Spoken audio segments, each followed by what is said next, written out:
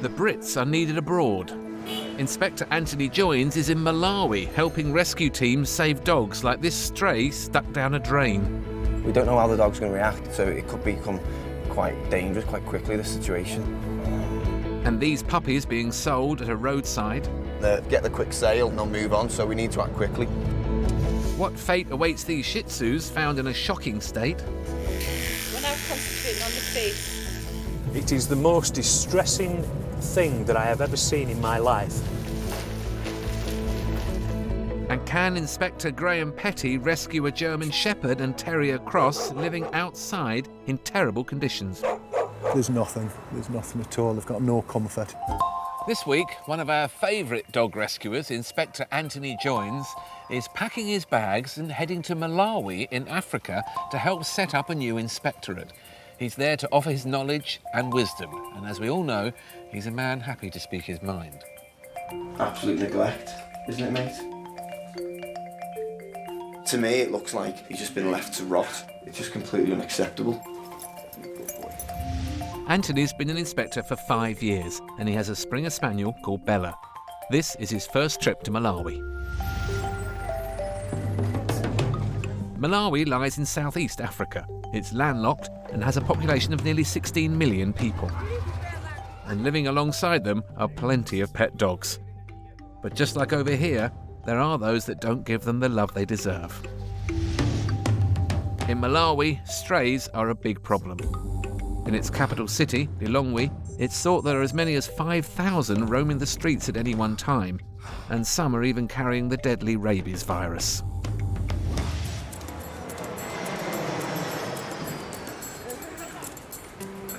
Anthony's just landed. The weather may be beautiful, but he's not here to soak up the sun. Hello, Anthony. Nice to meet you. Oh, Nice to meet you. He's come to help the Lilongwe Society for the Protection and Care of Animals, an affiliated charity, create a brand new inspectorate so they can have dog rescuers just like him on the ground. I'm a little bit nervous, but I'm excited because to get the opportunity to come over here as an animal lover and an RSPCA inspector in England, then to come into Africa and see what the animal welfare situation's like over here, and then even possibly help out, is a dream come true, really. So I'm as soon as I've had a shower, I'll be ready to go.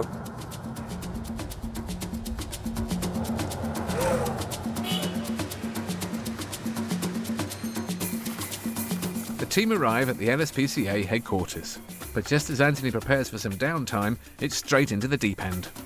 The shower's gone out the window because we just had a call from a member of the RSPCA staff to say that they've got an emergency rescue to do with a dog that's fallen into a pipe on a building site or something. Let's go.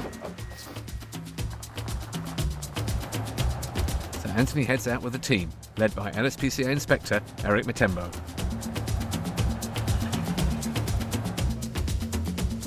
Anthony and Eric arrive and meet the lady that originally called in the emergency. Can you see the dog? No. Oh, you can just hear it. About 3 days ago, we could hear the dog growl and cry from the hole, but we couldn't tell. And in the morning, when we came out to check, we found out there was a hole and the crying came from the hole. There is the hole. Oh, right, okay. Yeah. You have to be careful. And lo and behold, Hello. stuck down a drain is a very scared-looking dog. Hello, matey. He's obviously probably come across here and he's fell straight through this. There's almost like a trapdoor, really, and it's obviously covered up back with grass and things. The dog appears to be okay, but it's not just a simple case of lifting it out. The hole is over 12 feet deep, and the dog could be wild, meaning whoever gets to go down might not get the friendliest of welcomes. We don't know how the dog's going to react. We don't know whether he's good with people, so it could become quite dangerous quite quickly, this situation. So it's about getting him out as quickly as we can in the safest possible way. What are you thinking, Eric? Maybe go a step down and see his reaction. Anthony and Eric decide to edge into the hole carefully to see if the dog reacts. Just go slowly now and see how he reacts to you. No. He wants to come out. As he gets towards the bottom of the hole, the dog seems more scared than aggressive. All right, puppy. But they have to tread carefully. this dog could be carrying any number of dangerous diseases. Give him that, and you'll see how hungry he is now. Having spent 3 days down here, this little fellow will be hungry and thirsty. So giving him a bit of food is a well-worn technique that could help calm him down. There you go. Hopefully, when we start to bring him out, his reaction will be favourable rather than trying to snap at us, you know, because he's obviously scared. You can come in. Yeah. Well, you did say you wanted to get stuck in. This is an introduction to Malawi, isn't it? That's the plan. Not get bitten. Hello, mate. Anthony manages to get him into a blanket and they can start to lift him out. If you let go of the grasper, let go of the grasper. Yeah. If you climb out and help me out, okay. But have the cage ready. Okay. Scared, disorientated, and probably quite fed up, but finally he's free. Straight into the cage. Straight into the cage. The fact that he didn't attack suggests to Eric that he was used to close contact with people. It's not as a stray dog. I think that is already castrated. I think he's belonged to somebody, but maybe the owner just let him going out. So this young fellow will be taken back to the RSPCA centre, and the search for his owner can begin. Good job, guys. Couldn't have gone any better, that. Couldn't have gone any better. Yeah. I was worried in case he was a bit snappy. He was a bit... I think it's okay. What an introduction to Malawi. I've only been here an hour.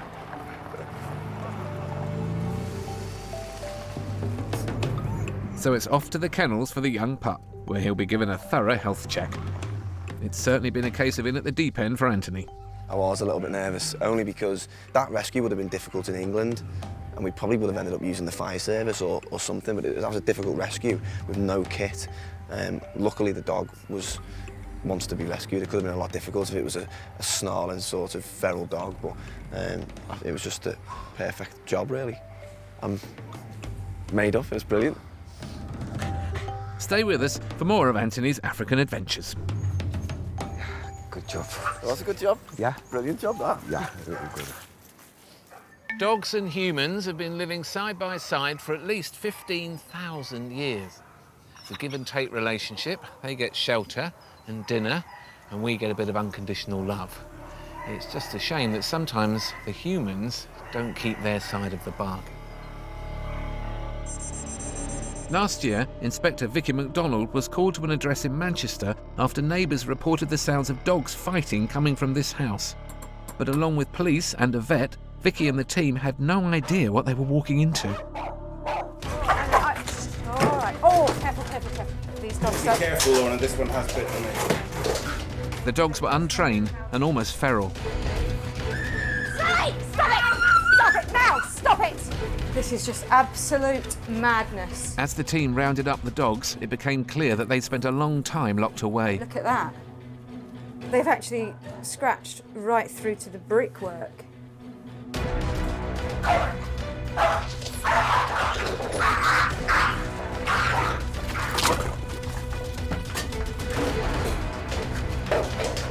think that's the most feral dog I've ever come across. What about you? Yeah, pretty wild, that one.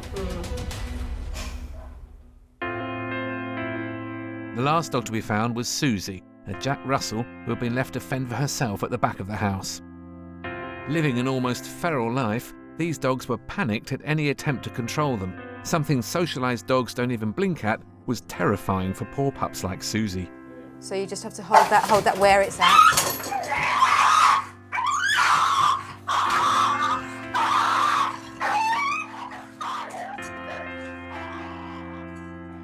They are practically wild animals and they have no idea how to behave outside those four walls.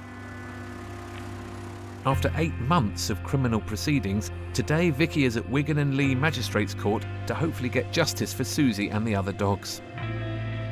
Time may have passed, but that terrible day is still burned onto Vicky's memory. It's certainly a day in my career I'm never going to forget. It's ingrained in my memory. You don't walk into a situation like that every day. And it was awful, it was sad, it was hard work, it was heartbreaking at times, and yeah, it was just one of those jobs that you never want to come across again, and I hope I never do. The owners of the dogs were given a 12-week suspended sentence and a 7 p.m. to 7 a.m. curfew. But most importantly to Vicky, they were banned for life from keeping animals. So relieved when the verdict was given out. I never want to walk into another situation like that again. I don't want anyone of my colleagues to walk into a situation like that again. And if this can prevent something like that happening in the future, that's the important thing. With the dogs handed over to the RSPCA, the long process of training and socialisation could begin. This is VM17 Susie. She's very nervous still around strangers, which is why a member of the staff here that she has got attached to is walking her. But only 3 months on, Susie has begun a new life. No longer left to fend for herself, she's been rehomed and has a new family. Jeff and Justine Potts in West Yorkshire. So we'd had a Jack Russell, she sadly died in February, and we got used to having 2 dogs. So yeah, we saw Susie at the RSPCA and decided to take. Susie's rehabilitation naturally won't happen overnight, but she's come a long way since her rescue. When we first got her, she was very shy of any human contact. She's come on leaps and bounds. You wouldn't think that she'd had the past that she had. When you look at her now, she's just fantastic. Come on, Susie!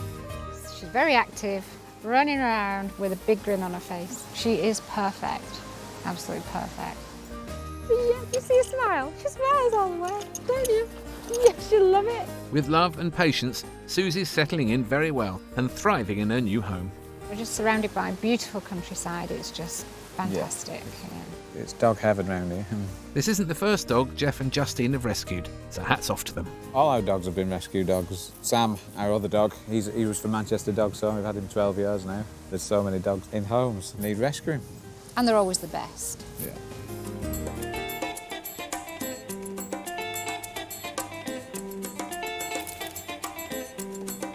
In Malawi, Southern Africa, Inspector Anthony Joins is working with the LSPCA, the local animal rescue charity.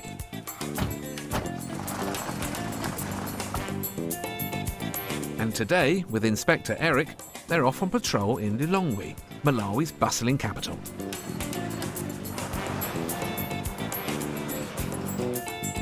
And it doesn't take long for Anthony to spot a dog in need. I've just noticed a dog at the side of the road that just looks really, really ill. It's either dead or it's collapsed at the side of the road, so we're not just going to leave it. It's just here.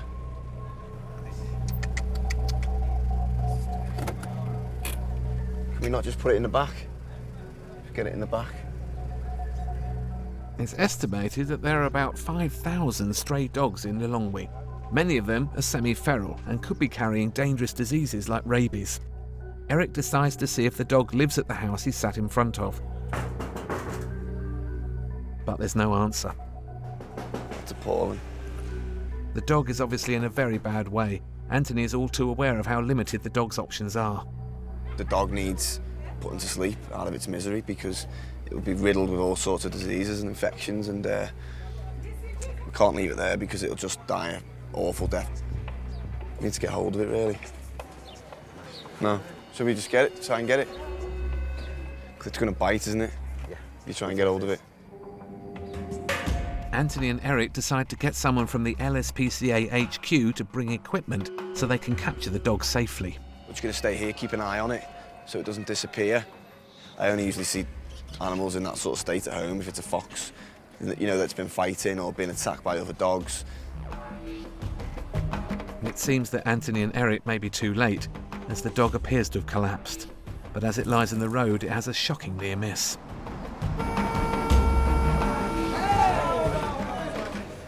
Same dog, just been clipped by a car now.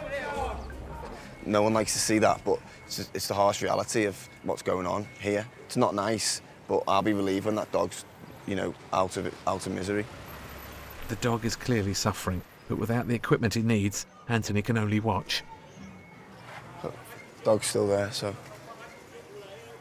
Luckily, help arrives within minutes.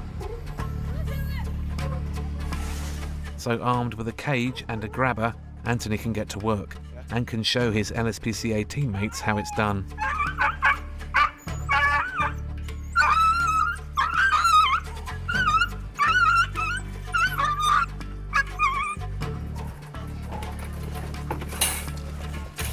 At last he can get a closer look at the dog, and his worst suspicions are confirmed. It's just in a terrible state, just in a terrible way. That dog would have bitten, it would have bitten hard.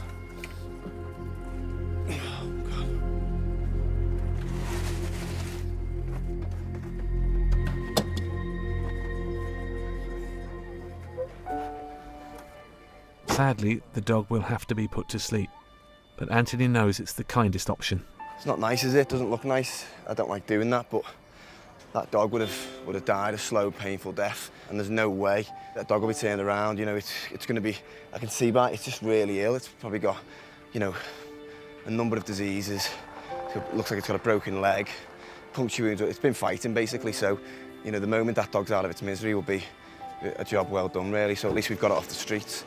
I'm glad we've come this way, because there was no way, once I'd seen it, we were going to leave without it, you know. With so many strays on the streets, it's a very important issue for the RSPCA. So they've created a programme to help reduce numbers.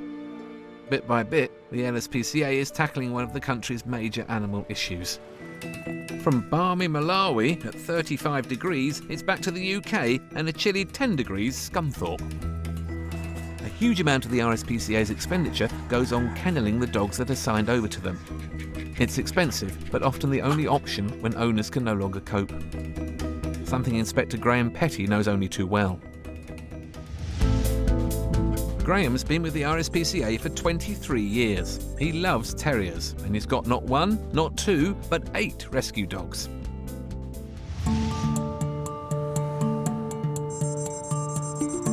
Today, he's on his way to investigate a report of dogs being left outdoors. I've made 2 unsuccessful attempts to catch anybody in previously. You can hear dogs at the premises, but I haven't been able to get a visual of them yet.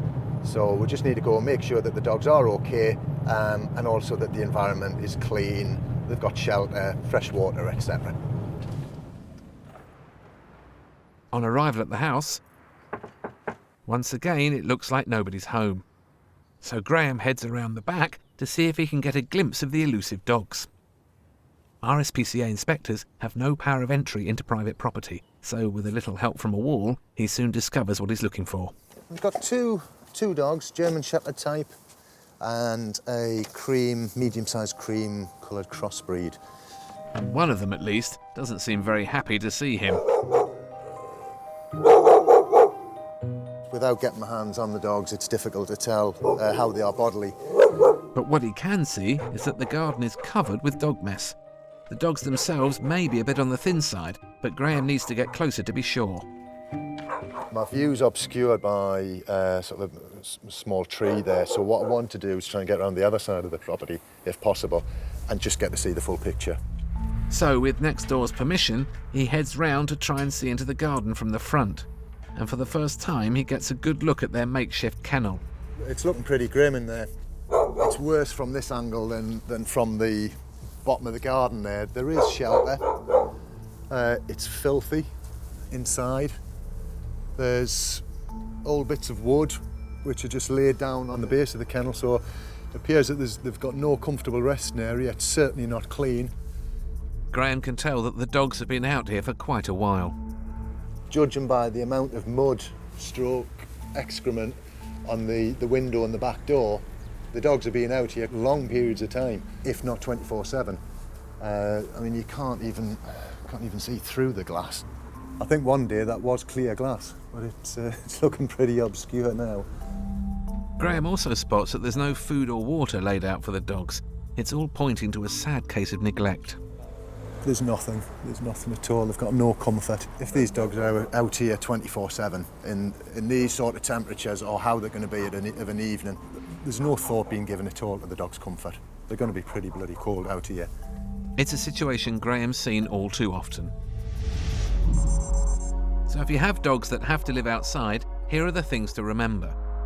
The dog must have a large enough space allowing separate sleeping and activity areas.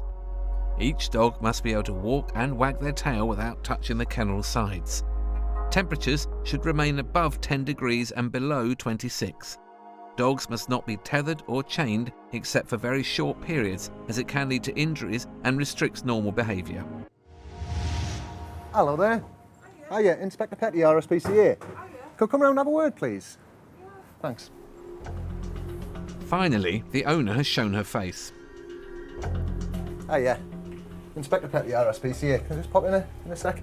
I'm concerned that you've got 2 dogs, young dogs, that are active but very underweight, verging on the level of you being prosecuted. The owner admits the dogs are simply too much for her to care for, and she decides that she wants to give them up for their own sake.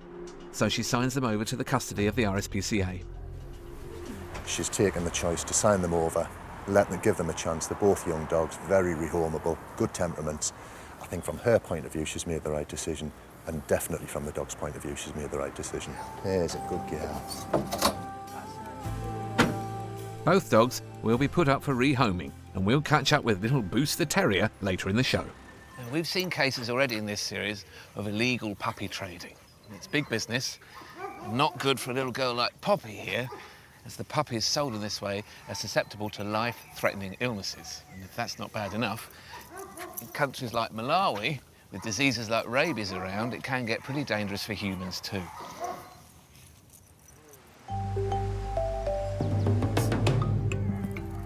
Inspector Anthony Joins is in Malawi, helping train officers of the LSPCA, the local animal welfare charity. I think he'll get rehomed in no time. He's a lovely dog, isn't he? He's a good boy. One of their biggest problems is illegal puppy selling, where unscrupulous breeders will sell unneutered and unvaccinated puppies by the roadside. It's something the LSPCA is working hard to stamp out. And today, Anthony and the team are going undercover to try and catch the puppy sellers red-handed. Just on our way now to the centre of Lilongwe, where we believe there might be people selling puppies at the roadside. As in the UK, selling puppies without a licence in Malawi is against the law, so the team have to act quickly. It's all a bit rushed because these people don't stay around for long because they know it's illegal, so we're just on our way to the police station to pick up some police officers, and then we'll shoot over to the area. Yeah, it's all go, really.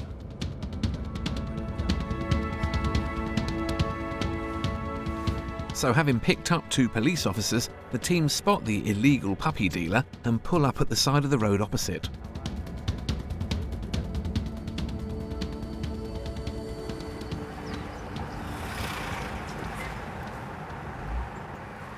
I have to change my shit. Eric knows from experience that if the seller realises they are from the LSPCA, he won't come over to their car, so he changes into a normal shirt. So what I'll do is I'll call the people, pretending like I'm the buyer. So when he came here, we ask the price. Then maybe I say, can I take a look of your dog?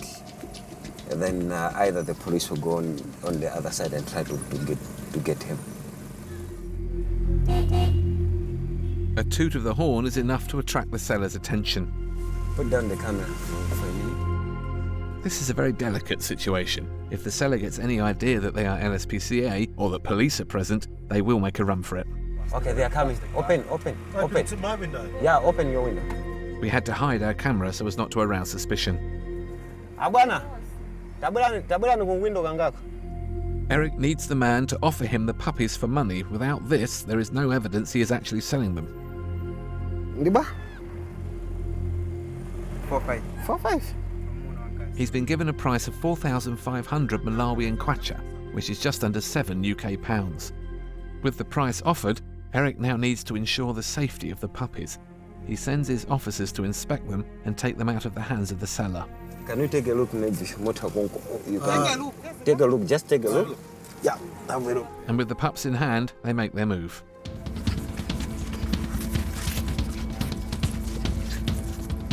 The officers grab their suspect and bundle him into the car. But they're not out of the woods yet. Close the door. Close the door.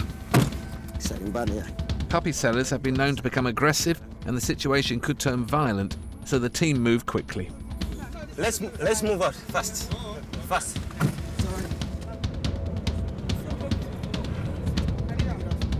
And with the puppies safe in Anthony's hands, the team is away. As soon as he's offered us a price, then we know that that's what he's doing. He's committed an offence straight away, so he's been arrested. Obviously, these are evidence at the moment, but they'll eventually go back to the LSPCA, and I imagine our friend here has been arrested and he'll be interviewed. You know, there's serious penalties.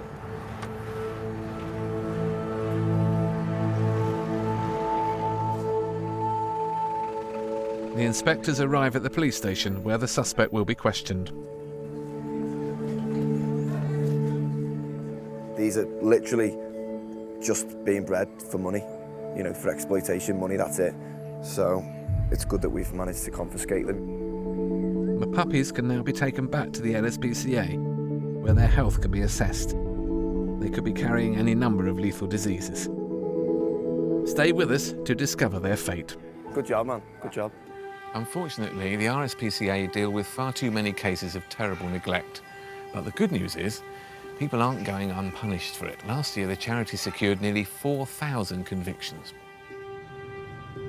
In October 2012, Inspector Trevor Walker rescued 3 Shih Tzus from a home in Linton Colliery in Northumberland. When he found them, they barely resembled dogs at all. I can honestly turn around and say, with a hand on the heart, it is the most distressing thing that I have ever seen in my life when I saw these just 3 masses of fur that were just kind of in this bedroom. When they got the 3 dogs back to the vet, you'd think they were just 3 filthy bundles of fur, until they moved. Their coats were so badly matted with food and feces they could barely walk and see. For them, to get in such a terrible state must have taken months. We're now concentrating on the face. The dogs had to be sedated to even begin to move the fur that had been left to get out of control. We are currently working on his ear, which appears to have been folded in on itself with all of the hair which was attached to it. And there was mountains of it. This is the hair that was attached to the ear. I fully expected that the dogs may well have to have been euthanised once we got underneath the skin. But incredibly, all 3 dogs survived.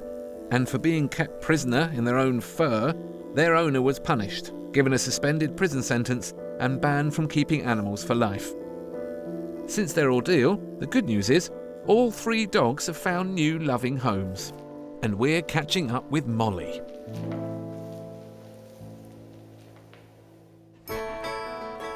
And as you can see, her transformation is amazing. It's all right. Now she lives with her new owner, Kay Cook, and her family. We've had Molly for almost 2 years now. She was a scrap that you wouldn't recognise her then, because she'd been shorn, her eyes were all weepy, she was in a right old mess. But as I picked her up and held her close, she just melted. It was as if she felt safe, and, well, there was no going back really after that. There was no way we could let her down. And it sounds like this little lady has got her feet well under the table. Well, we didn't realise what a high maintenance madam she was going to be. So we have to hide things, handbags, anything with a hint of any kind of food in it. She'll find an apple core at the bottom of a bin or something. But she's also been proving herself a prize find. Our local RSPCA, Northumberland West Branch, have a dog show every year. And basically she swept the board. She won every category. She won Best in Show, she won Best Rescue Dog, she won Cutest Dog. Oh my goodness, I can't tell you how many rosettes she won. It was embarrassing. Today, 2 years on, Trevor has come back to see Molly. Look, who's that? Who is it? And she can't wait to see her rescuer. Here she comes. Hey, Molly. Hey, what are you doing? That's it now, you're in. Such bright character, bubbly character you can see with her, you know, kind of jumping about like how good she is. Aren't you, baby? Hey, aren't you? Oh, is that nice? Is that good? Is that good? Do you like that? Hey, is that nice? Molly has clearly made great progress, but Trevor will never forget her dark past. I always turn around and said that I hope dogs only have dreams and not nightmares, because, I mean, the situation that they had, we've got no idea of knowing how long it took from the fur first started growing to when it got picked up. You know, it could have been 12 months, it could have been 2 years, it could have been anything. It was disgusting. And, come on then, are we going? Should we go for a walk? Come on, let's go for a walk with Trevor. Come on. This is the second time Trevor's been back to see Molly, and even in the space of a year, she's made amazing progress. She's so much more bubblier now than what she was then. And from where she's come from, it's just unbelievable. And seeing Molly like this makes Trevor proud to wear the badge. We do have his downtimes. There are things that we do have to do that we don't like doing, but these are the kind of things that make it all worthwhile. Over in Malawi, Inspector Anthony Joins has just helped apprehend a man selling puppies illegally at the side of the road. They're both relatively good sort of condition body-wise, but this one's got sort of quite bad skin as well. They could be carrying any number of dangerous diseases. Vet Richard Suna is examining. The skin is, basically going to fall off, and there's some kind of clamping of the hair, which is basically due to caseated, pus. Yeah. And of course, this is treatable, and he will certainly get better if when we take him in. We need to be careful with these ones. We don't know their vaccination history. We're in a country that is endemic for rabies, and seeing a very cute puppy like this doesn't mean it's free from rabies. You'd be very silly not to take precautions. Yeah. I'm glad. I think you're all vaccinated for rabies. Yeah. Good.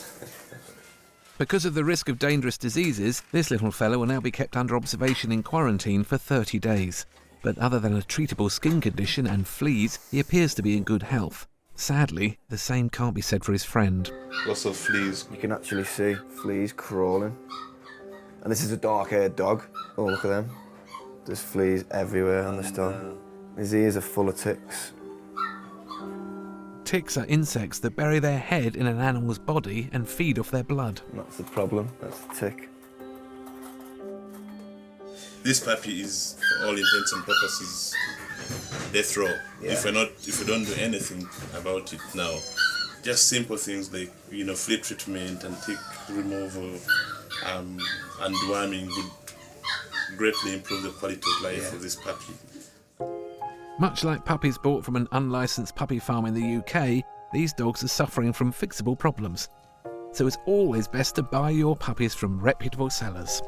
It won't take more than 3 days to get this puppy well. I think all the things that he's got, can be treated in a flash.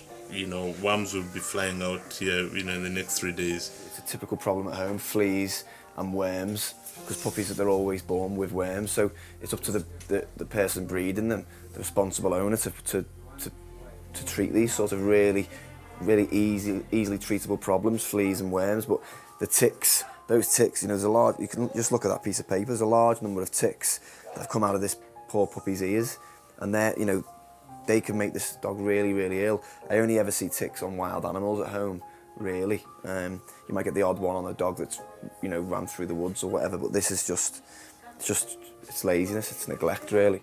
Hello. For now, he can join his friend in quarantine. It's been a good day for Anthony and the team. The great thing about what's happened today is the word will spread, that there was loads of people in a car, and he got stung, basically. He was dragged off the street, and now he's in a cell waiting to be interviewed. Word of mouth gets around, and hopefully that will act as a deterrent. Then hopefully we can start preventing, these sort of problems from happening. Starting again, new life, new town. It's tough. We all know that. One of the things that impresses me about our four-legged friends is their ability to bounce back. It's said that a dog lives in the moment, and I reckon it's true. What do you think? Jay? Remember Boost, the angry terrier cross from Scunthorpe? Well, he's got a brand new home by the sea. He's moved to the bright lights of Brighton and has been renamed Dexter by new owner Gemma Potter. We've had him about 6 weeks, which is still early days for a dog settling into a new home, especially when they've come from perhaps a background that wasn't very stable, or they've spent some time in kennels. It's such massive changes in a dog's life that it does take them a long time to settle in. So we're still very much in that phase where he's following me around constantly. He's always checking that I'm there. He's still very much finding his feet. But he's such a good boy. We've not had any real behavioural problems with him at all. He's really obedient, he's really affectionate, he's a joy to have around. We've really enjoyed him. It's been quite a journey for Dexter in more ways than one. Rescued from Scunthorpe, but now living on the south coast. Come on. Gemma's actually an RSPCA inspector herself, but even her knowledge and experience didn't fully prepare her for some of the challenges she faced. Get down. As you can see, Dexter's always hungry, basically. So he's quite food orientated, which has been great for training. Being an RSPCA inspector, I see dogs every day that are in desperate need of loving homes, and so it just would have felt wrong to buy a puppy or to buy a dog. So it was important that it was rescue and that we could give a dog that hadn't had the best start in life a good forever home. From living among piles of poo in a shabby garden, Dexter's life has certainly taken a turn for the better. He seems pretty happy and we've got lots to look forward to. Over in Malawi, it's Inspector Anthony Joines' last day. But when he's wearing the badge, he's a man that never rests. Today, he's a special guest at a local school and is giving some students a lesson in looking after dogs. Hopefully, he can inspire a new generation of inspectors too.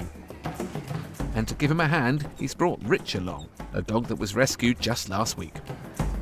Just arrived at the school, as the girls and boys school, and all the children are ready waiting for us. We're going to introduce Rich the dog and just talk about how to look after animals and have a chat in general, really. The LSPCA run clubs in local schools across Malawi to encourage the children to express their love for animals in positive ways through things like song, dance and poetry.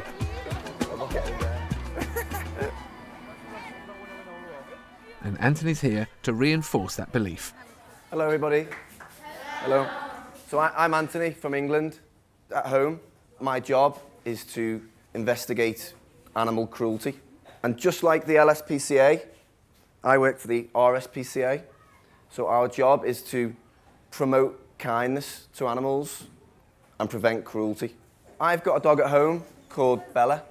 I look after her really well, and she, in response, she's sort of my best friend. If you look after your pets and you show kindness towards animals, they will show you love and kindness back.